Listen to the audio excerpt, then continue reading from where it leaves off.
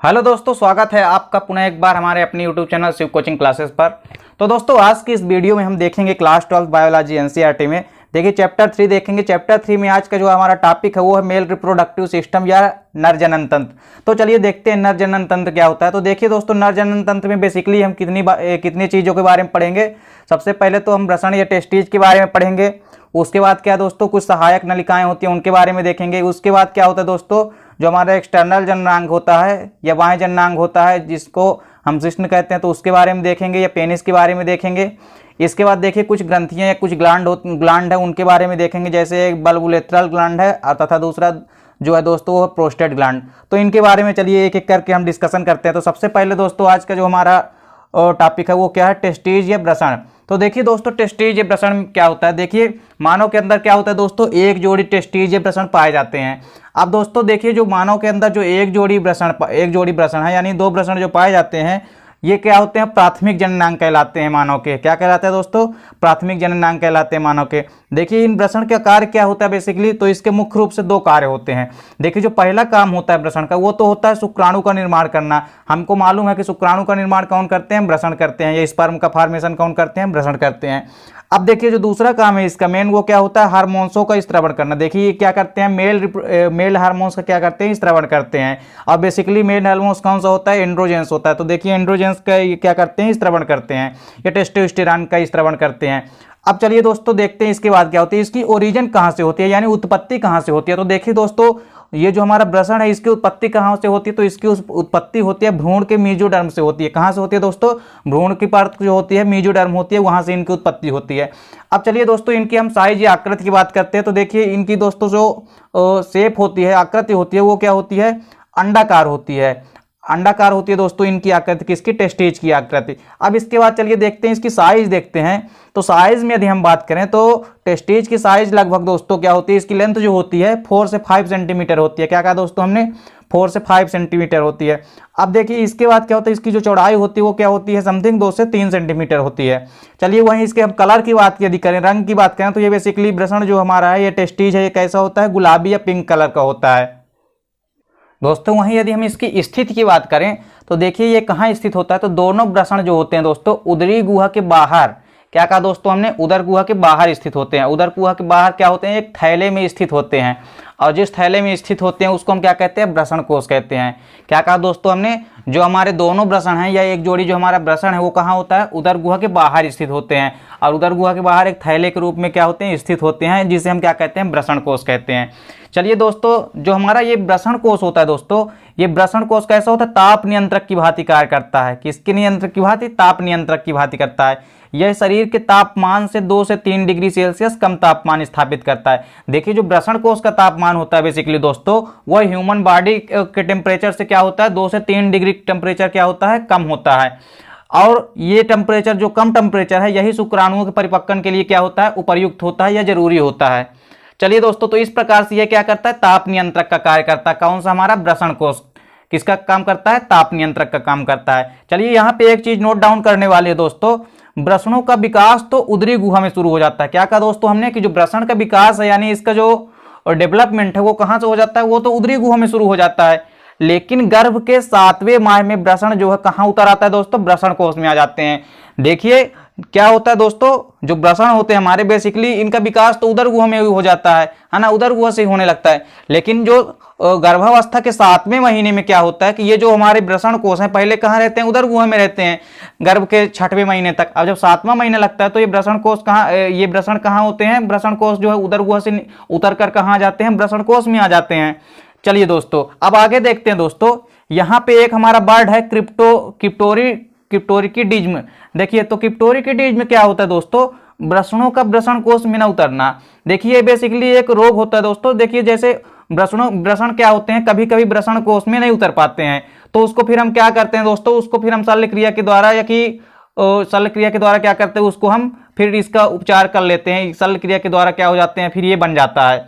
अब चलिए इसके बाद क्या है दोस्तों, हमारा वृषण नाशन या जिसको हम क्या कहते हैं, कैस्ट्रेशन कहते हैं। देखिए यहाँ पे एक कैस्ट्रेशन है या ये भी एक शब्द है, किससे रिलेटेड, वृषण से ही संबंधित। तो देखिए क्या होता है कैस्ट्रेशन या वृषण नाशन। इसका मतलब क्या होता है दोस्तों, शल्य क्रिया द्वारा वृषणों को निकाल देना क्या कहलाता है, कैस्ट्रेशन कहलाता है या वृषण नाशन कहलाता है। इसको हमको क्या कहा दोस्तों हमने कि शल्य क्रिया के द्वारा क्या करते हैं कि हम वृषणों को बाहर निकाल देते हैं, इसको हम क्या कहते हैं, कैस्ट्रेशन कहते हैं, वृषण नाशन कहते हैं। देखिए दोस्तों बेसिकली ये किसमें रैट बैटर ओटर, रैट बैटर ओटर में क्या होता है दोस्तों, वृषण जो होते हैं वृषण कोष में केवल जनन काल में उतरते हैं। क्या क्या कहा दोस्तों हमने, ये चीज पॉइंट डाउन करने वाली दोस्तों कि वृषण जो है वृषण कोष में केवल जनन काल में उतरते हैं, यानी जब जनन काल स्टार्टिंग होगा तब ये वृषण क्या करेंगे, वृषण कोष में उतर आएंगे, और जैसे ही जनन काल समाप्त होगा ये पुनः उदर गुहा में चले जाएंगे।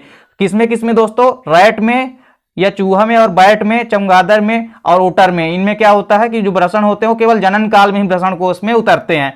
अब देखिए हमने जो आपको ये बताया वृषण नाशन या कैस्ट्रेशन दोस्तों, ये बेसिकली किनमें करते हैं दोस्तों, जो हमारे बैल वगैरह होते हैं जो खेतों में काम नहीं करते हैं उनको क्या करते हैं कि हम उनमें क्या करते हैं, शल्य क्रिया के द्वारा वृषणों को निकाल देते हैं, जिससे वो क्या करते हैं कि काम करने लगते हैं। अब चलिए दोस्तों क्या होता है इसके बाद, देखिए दोस्तों जो भेल मछली है, हाथी हो गई दोस्तों, एलिफेंट या सील, इसके अलावा डॉल्फिन हो गई तथा कुछ प्रोटोथीरियन, इनमें क्या होता है वृषण हमेशा उदरी गुहा में स्थित रहते हैं। यानी इनमें वृषण हमेशा कहां होते हैं, उदरी गुहा के अंदर स्थित होते हैं, क्योंकि दोस्तों इनके शरीर का तापमान जो होता है वो पहले से ही क्या होता है, कम होता है। इनके शरीर का तापमान कम होता है, इसीलिए क्या करते हैं कि ये हमेशा वृषण कोष में कभी नहीं उतरते हैं, वृषण हमेशा उदरी गुहा में स्थित होते हैं। हाथी में अक्सर पूछा जाता है कि हाथी में जो है दोस्तों वृषण कहाँ होते हैं, तो हाथी में जो वृषण होते हैं वो कहाँ होते हैं, उदरी गुहा में स्थित रहते हैं। अब देखिए दोस्तों जो उदरी गुहा में वृषण कोष जो होता है एक सक्रिय नलिका द्वारा जुड़े हुए होते हैं, उसे हम क्या कहते हैं, बच्छड़ नाल कहते हैं। क्या कहा दोस्तों हमने कि उदर गुहा में क्या होता है, उदर गुहा से जो हमारे वृषण कोष होते हैं वो क्या होता है, एक सक्रिय नलिका द्वारा क्या होते हैं, जुड़े रहते हैं, उसको हम क्या कहते हैं, बच्छड़ नाल कहते हैं। यहाँ पे आप देख सकते हो दोस्तों कि यहाँ पे क्या है, ये हमारा मान लीजिए टेस्टीज है, यहाँ पे हमने टी लिखा है, इसका मतलब ये यहाँ पे टेस्टीज हमने बना रखा है, ठीक है। अब इसके बाद देखिए ये क्या है हमारा, ये दोस्तों हमारा वृषण कोष है। अब वृषण कोष के अंदर ये गोलाकार जो ग्रीन कलर से आपको दिख रहा है पूरा, ये क्या हमारा वृषण कोष है। अब इस वृषण कोष के अंदर क्या दिख रहा है आपको, वृषण दिख रहे हैं। अब देखिए दोस्तों अब इसके ऊपर का जो भाग है दोस्तों, इसके ऊपर का जो भाग है वो क्या है, उदर गुहा का भाग है। तो उदर गुहा से यानी ये जो देख सकते हो आप, ये क्या है, बच्छड़ नाल है, यानी जो नलिका रूपी ये संरचनाएं दिख रही है आपको, एक ग्रीन कलर से ये और एक ग्रीन कलर से ये जो दिख रही है, इस संरचना को हम क्या कहते हैं, बच्छड़ नाल कहते हैं। और ये हो गया क्या हमारा दोस्तों, वृषण कोष हो गए। तो ये वृषण कोष जो है बच्छड़ नाल के द्वारा किससे जुड़े रहते हैं, उदर गुहा से जुड़े रहते हैं। चलिए दोस्तों यहाँ पे एक चीज नोट करने वाली है, जो वृषण होते हैं दोस्तों वृषण कोष में एक फिलामेंट के द्वारा जुड़े रहते हैं, जिसे गोबर नेकुलम कहते हैं। क्या कहते हैं दोस्तों, गोबर नेकुलम कहते हैं। देखिए दोस्तों यहाँ पे क्या है हमारा वृषण, और हमने क्या कहा कि वृषण कोष से, यानी ये जो हमारा वृषण है अब वृषण कोष से जिसके द्वारा जुड़ा होता है, यानी यहाँ पे देख सकते हो ये आप एक फिलामेंट के द्वारा जुड़े, यहाँ पे हमने 4 फिलामेंट दिखा रखे हैं आपको रेड कलर से। तो ये जो वृषण होता है ये वृषण कोष से दोस्तों फिलामेंट के द्वारा जुड़े होते हैं, जिन फिलामेंट को हम क्या कहते हैं, गोबर नेकुलम कहते हैं। क्या कहते हैं दोस्तों, गोबर नेकुलम कहते हैं। चलिए दोस्तों आगे देखते हैं, जो वृषण को घेरे हुए ट्यूनिका एल्बुजिनिया परत होती है। क्या कहा दोस्तों हमने कि वृषण को चारों ओर से घेरे हुए क्या होती है, एक ट्यूनिका एल्बुजिनिया परत होती है। आपको हम दिखा रहे हैं ट्यूनिका एल्बुजिनिया परत कहाँ पे होती है। देखिए दोस्तों एक वृषण की संरचना में आप देख सकते हो, तो वृषण की संरचना में क्या होता है, ये जो हमारे यहाँ पे क्या है, ये हमारा वृषण कोष है। अब जो हमारा ये वृषण कोष है दोस्तों, जिसको हमने ग्रीन कलर से यहाँ पे शो कर रखा है, तो हमारा वृषण कोष देखिए ये बाहरी परत से घिरा होता है, जिसको हम क्या कहते हैं, जिसको हम ट्यूनिका एल्बुजिनिया कहते हैं। और इसी ट्यूनिका एल्बुजिनिया परत से क्या होता है, वृषण जो हमारा घिरा रहता है इन्हीं ऊतक की पट्टियों से, या यही परत क्या होती है, वृषण को घेरे रहती है। कौन सी, ट्यूनिका एल्बुजिनिया परत। अब देखिए दोस्तों वृषण की गुहा एक ऊतक की पट्टियों द्वारा 250 पालियों में विभक्त रहती है। क्या कहा दोस्तों हमने, वृषण की गुहा जो होती है एक ऊतक की पट्टियों द्वारा 250 पालियों में विभक्त रहती है। इन्हें हम क्या कहते हैं, वृषण पालिका कहते हैं। क्या कहते हैं दोस्तों, हम इन्हें वृषण पालिका कहते हैं। देखिए दोस्तों डायग्राम में हम दिखाते हैं आपको वृषण पालिका कहाँ पे होती है। तो यहाँ पे आप देख सकते हो दोस्तों, यहाँ पे जो आपको दिख रही है, यहाँ पास से देख सकते हो आप एक पाली दिख रही है ऐसे, फिर रेड कलर की यही जो पाली है ये क्या है, दूसरी पाली है। और इसके बाद जो होती है ये तीसरी पाली होती है और चौथी पाली। तो इस प्रकार से दोस्तों एक वृषण के अंदर यदि हम बात करें तो 250 पालियां होती है और इन 250 पालियों को हम क्या कहते हैं, वृषण पालिका कहते हैं और इनकी संख्या कितनी होती है, 250 होती है। अब देखिए दोस्तों प्रत्येक पाली में 2-3 पतली नलिकाएं पाई जाती है जिसे हम शुक्रजनन नलिका या सेमनीफेरस ट्यूब्यूल्स कहते हैं। एक वृषण में लगभग 750 जो है तो क्या होते हैं दोस्तों, सोमनीफेरस ट्यूब्यूल्स या शुक्रजनन नलिका क्या होते हैं, प्रेजेंट होते हैं और इसे ही हम वृषण की संरचनात्मक व कार्यात्मक इकाई कहते हैं। क्या कहा दोस्तों हमने कि जो हमारी वृषण पालिका है तो उस वृषण पालिका के अंदर क्या होते हैं, कई सारी नलिकाएं पाई जाती है, पतली नलिकाएं पाई जाती है। उन नलिकाओं को हम क्या कहते हैं दोस्तों, शुक्रजनन नलिकाएं कहते हैं या सेमनीफेरस ट्यूब्यूल्स कहते हैं। और एक वृषण में दोस्तों लगभग 750 सोमनीफेरस ट्यूब्यूल्स पाए जाते हैं या 750 शुक्रजनन नलिका प्रेजेंट होती है और इन्हीं शुक्रजनन नलिकाओं को ही क्या कहते हैं, हम वृषण की संरचनात्मक एवं कार्यात्मक इकाई कहते हैं। क्या कहा दोस्तों हमने, इन्हीं को हम वृषण की संरचनात्मक व कार्यात्मक इकाई कहते हैं। किसको, शुक्रजनन नलिका या सोमनीफेरस ट्यूब्यूल्स को। अब देखिए दोस्तों यहाँ पे डायग्राम में हम दिखाते हैं आपको। तो यहाँ पे देखिए दोस्तों हमने क्या बताया आपको कि एक वृषण के अंदर इस तरह से एक पाली हो गई, ये रेड कलर की जो पाली दिख रही है आपको, तो ये कितनी होती है, 250 पाली होती है और एक पाली के अंदर लगभग 2-3 नलिकाएं पट्टी होती है। तो एक पाली के अंदर आप देख सकते हो यहाँ पे 3 नलिकाएं हैं, ज़्यादा से ज़्यादा 3 है। तो यदि हम मैक्सिमम या अप्रोक्स यदि हम बात करें तो यदि मान लीजिए एक पाली के अंदर 3 नलिकाएं उपस्थित है, एक पाली के अंदर मान लीजिए 3 शुक्रजनन नलिका उपस्थित है, तो हम मान के चलते हैं कि टोटल हमारे यहाँ पे वृषण पालिका कितने होती हैं, 250 होती हैं। तो इन 250 वृषण पालियों में यदि एक वृषण पाली में 3 नलिकाएं हैं, शुक्रजनन नलिकाएं, तो यदि हम 250 वृषण नलिकाओं में पालिका में बात करेंगे तो टोटल कितनी हो जाएगी, लगभग 750। तो 750 शुक्रजनन नलिकाएं एक वृषण में पाई जाती है लगभग। ठीक है दोस्तों, तो ये आपको समझ में आ गया होगा। अब देखिए दोस्तों इन नलिकाओं के बीच में क्या होता है, अंतराली संयोजी ऊतक उपस्थित होते हैं। क्या कहा दोस्तों हमने, कनेक्टिव टिश्यू या संयोजी ऊतक उपस्थित होते हैं जिन्हें हम क्या कहते हैं दोस्तों, अंतराली कोशिकाएं कहते हैं। क्या कहते हैं, अंतराली कोशिकाएं, या इन्हीं को हम लीडिंग सेल कहते हैं या लीडिंग कोशिका कहते हैं। तथा यही लीडिंग कोशिका क्या करती है दोस्तों, टेस्टोस्टेरोन हार्मोन्स का स्त्रवण करती है। और हमने आपको क्या बताया था दोस्तों कि जो टेस्टोस्टेरोन है या कि जो हमारी लीडिंग सेल होती है, यदि लीडिंग सेल का यदि विकास रुक जाए तो यौन का अच्छे से विकास नहीं हो पाएगा, अर्थात यौवनावस्था का अच्छे से विकास नहीं हो पाता है पुरुषों में। अब देखिए दोस्तों इसके बाद क्या होता है, अब देखिए दोस्तों यहाँ पे क्या होता है, जो सोमनीफेरस ट्यूब्यूल्स होती हैं दोस्तों या शुक्रजनन नलिकाएं होती है वो यूनिट होकर यानी एक होकर दोस्तों एक सीधी नलिकाएं बनाती है। क्या कहा दोस्तों हमने कि यूनिट में होकर क्या करते हैं, जो शुक्रजनन नलिकाएं होती है या सोमनीफेरस ट्यूब्यूल्स होती हैं ये क्या करती हैं, एक सीधी नलिकाएं बनाती है। इन सीधी नलिकाओं को हम क्या कहते हैं, इनको हम क्या कहते हैं, जिन्हें ट्यूब्यूल्स रेक्टी कहते हैं। और देखिए ये जो ट्यूब्यूल्स रेक्टी होते हैं ये नलिकाएं एक जाल बनाती हैं। क्या कहा दोस्तों हमने, एक जाल बनाती हैं जिन्हें हम क्या कहते हैं, रेक्टी कहते हैं, जिन्हें क्या कहते हैं दोस्तों हम वृषण जाल कहते हैं। तो देखिए दोस्तों शुक्रजनन नलिकाएं क्या करती है, एक यूनिट होकर क्या करती हैं, एक सीधी रचनाएं बनाती है जिन्हें हम क्या कहते हैं, ट्यूब्यूल्स रेक्टी कहते हैं। तथा ये नलिकाएं एक जाल बनाती है, ट्यूब्यूल्स रेक्टी नलिकाएं जो होती है ये आपस में मिलकर एक जाल बनाती हैं जिसे हम क्या कहते हैं, वृषण जालक कहते हैं। यहाँ पे आप डायग्राम में देख सकते हो ये क्या है हमारा पूरा, ये सभी नलिकाएं आपस में मिलकर क्या बना रही हैं, एक ट्यूब्यूल्स जाल बना रही हैं और इन्हीं को हम क्या कहते हैं, वृषण जालक कहते हैं या इसको हम क्या कहते हैं, रेड टेस्टिज कहते हैं। क्या कहा दोस्तों हमने, यही तो है हमारा वृषण जालक या रेड टेस्टिज।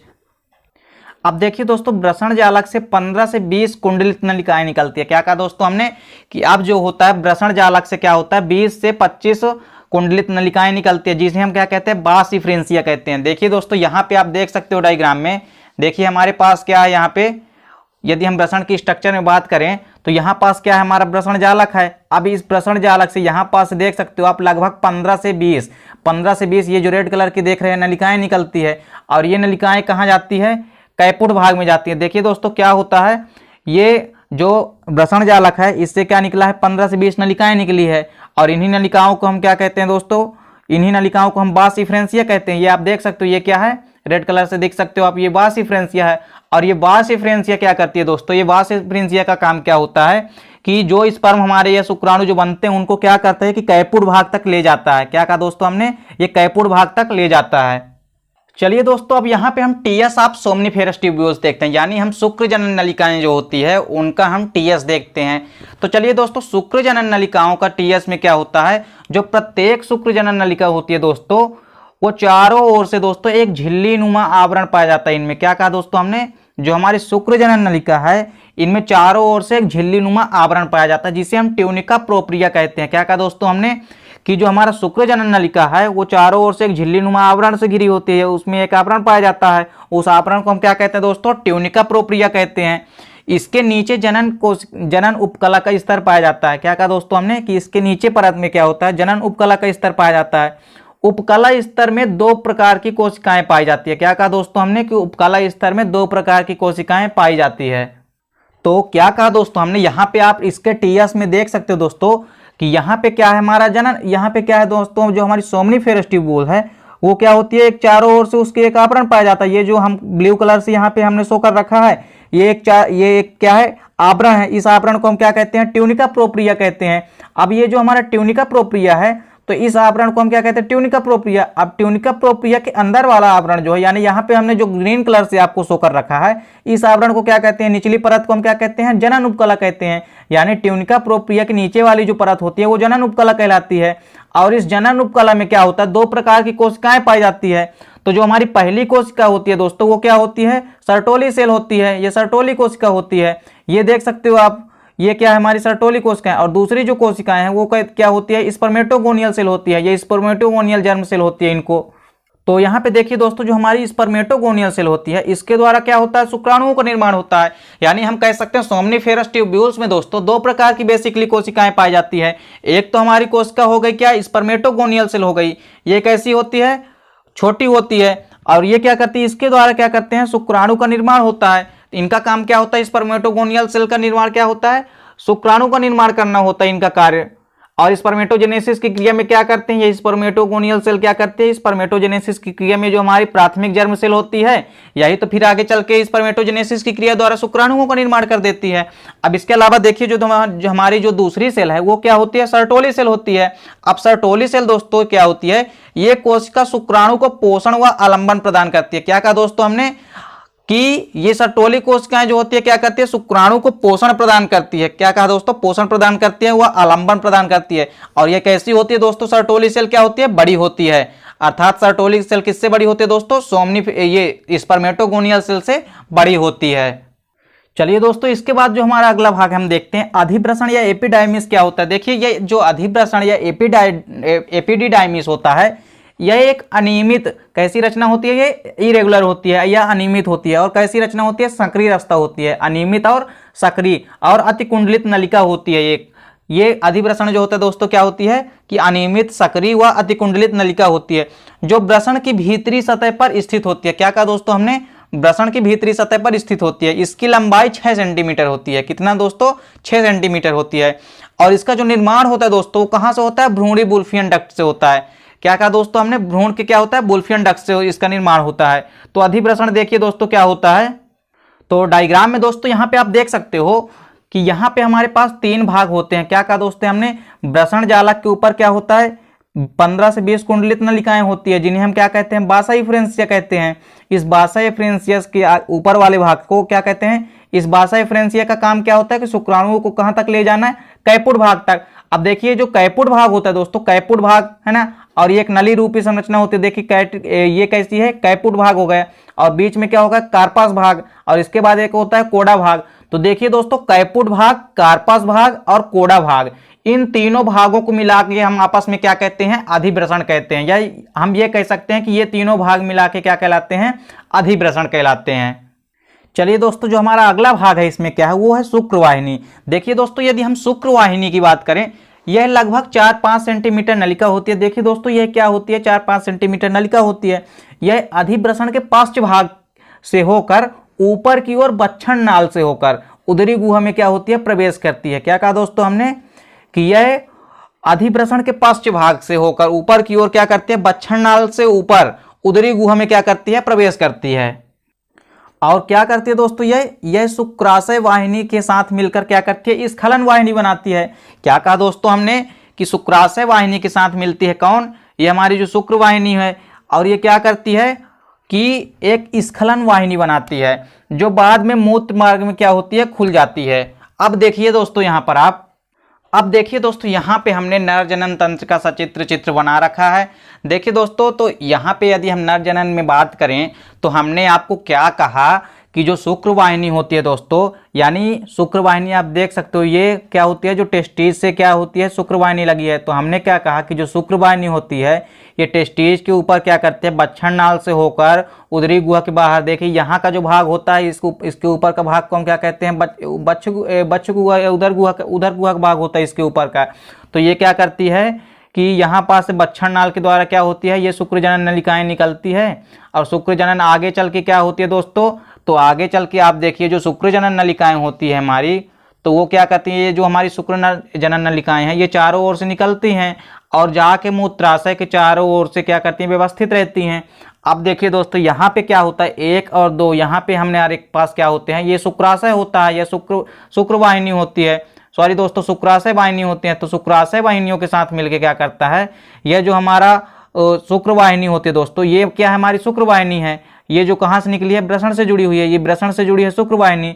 अब ये शुक्र वाहिनी क्या होती है दोस्तों, ये शुक्र वाहिनी देख रहे हो आप यहाँ पे आ रही है, तो यहाँ पे शुक्र वाहिनी हमारी जब आई और यहाँ पे क्या है, हमारा शुक्राशय वाहिनी है। तो शुक्राशय वाहिनी और जो ये शुक्र वाहिनी होती है ये दोनों आपस में मिलकर यहाँ पे क्या बनाती हैं, स्खलन वाहिनी बनाती हैं। क्या कहा दोस्तों हमने, देख सकते हो, यानी यहाँ पे जब ये वाली भाग मिली, यानी हमारी जो शुक्राशय वाहिनी मिली और जो शुक्र वाहिनी मिली, ये तो हमारी शुक्र वाहिनी हो गई, जो लंबी नली है ये शुक्र वाहिनी हो गई। और यहाँ पे क्या है, हमारा शुक्राशय है, तो शुक्राशय की वाहिनी यहाँ पे आई, तो शुक्राशय की वाहिनी यहाँ पर दोस्तों, और यहाँ पर क्या आई, यहाँ पे आई हमारी क्या, ये जो शुक्र वाहिनी है। तो शुक्र वाहिनी और शुक्राशय वाहिनी यहाँ पे मिलकर क्या बना लेते हैं, दोनों आपस में स्खलन वाहिनी बना लेते हैं। तो स्खलन वाहिनी का निर्माण करते हैं और यही स्खलन वाहिनी अब यहाँ से होकर यहाँ तक जाएगी और ये कहाँ होती है, आगे चल के ये हमारा मूत्र मार्ग होता है।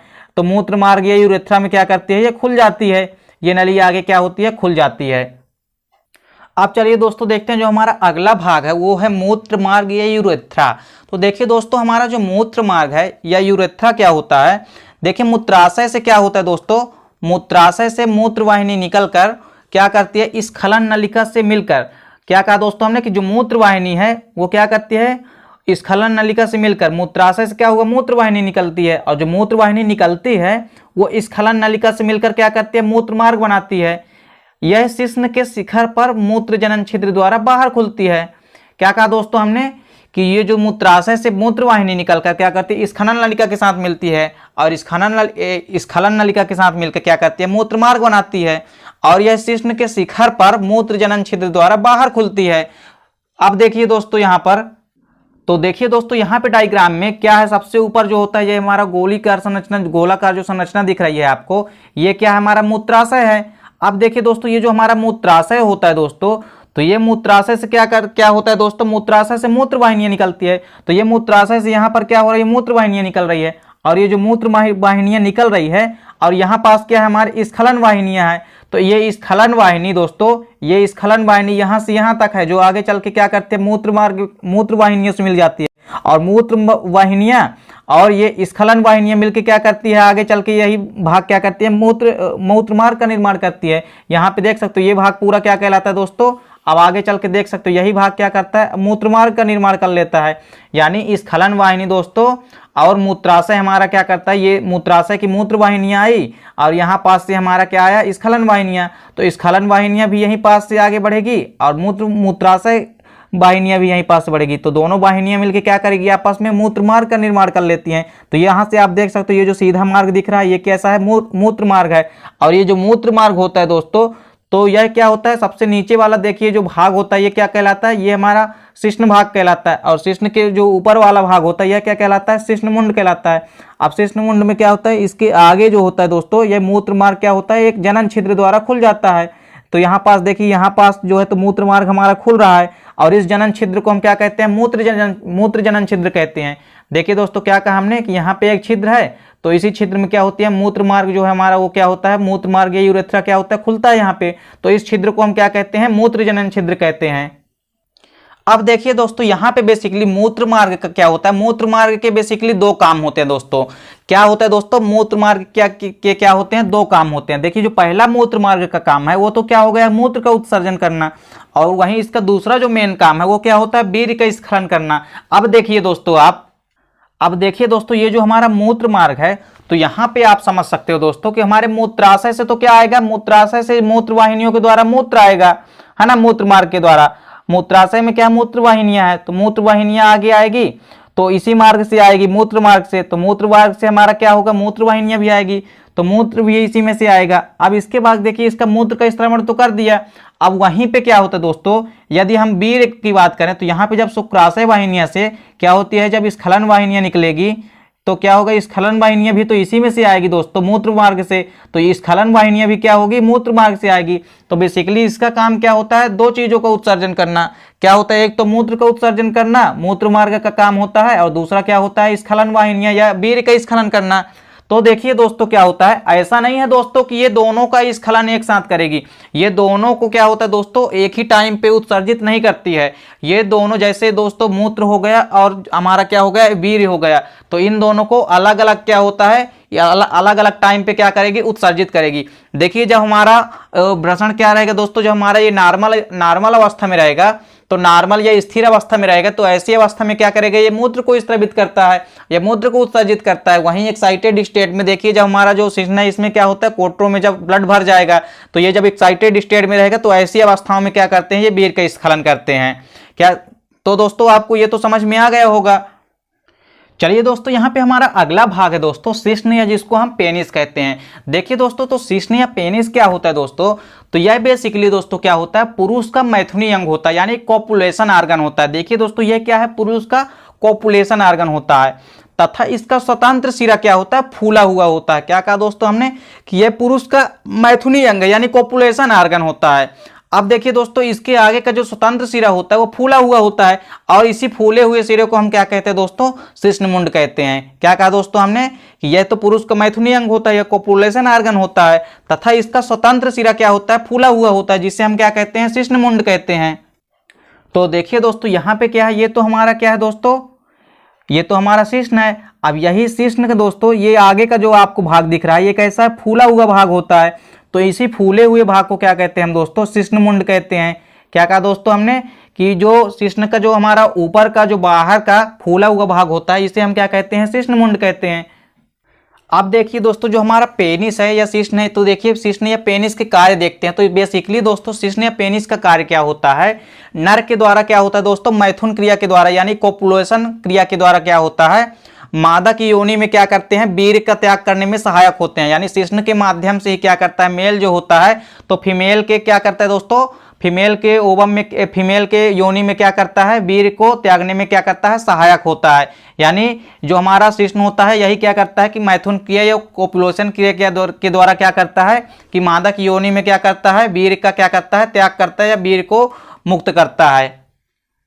अब चलिए दोस्तों जो हमारा अगला भाग है वो क्या है, शुक्राशय। देखिए दोस्तों यदि हम शुक्राशय की बात करें तो क्या होता है दोस्तों, इनके द्वारा स्त्रवित तरल पदार्थ वीर्य का अधिकांश भाग, यानी शुक्राशय के द्वारा क्या होता है दोस्तों, वीर्य का स्खलन होता है। आप देखिए जो वीर्य है दोस्तों तो क्या करता है, यह एक ऐसा तरल पदार्थ होता है, और अधिकांश भाग जो होता है इसका बनाता है। यानी जो हम कह सकते हैं कि वीर्य का अधिकांश भाग जो है तो कौन बनाता है, शुक्राशय बनाता है, और वो भी कैसा होता है, तरल वीर्य का भाग कहलाता है। तो तरल वीर्य का जो बनाता है हमारा शुक्राशय, तो उसका अधिकांश भाग कौन बना, उसका अधिकांश भाग कौन बना दिया, 70% तो यही बना दिया, शुक्राशय बना दिया वीर्य का भाग।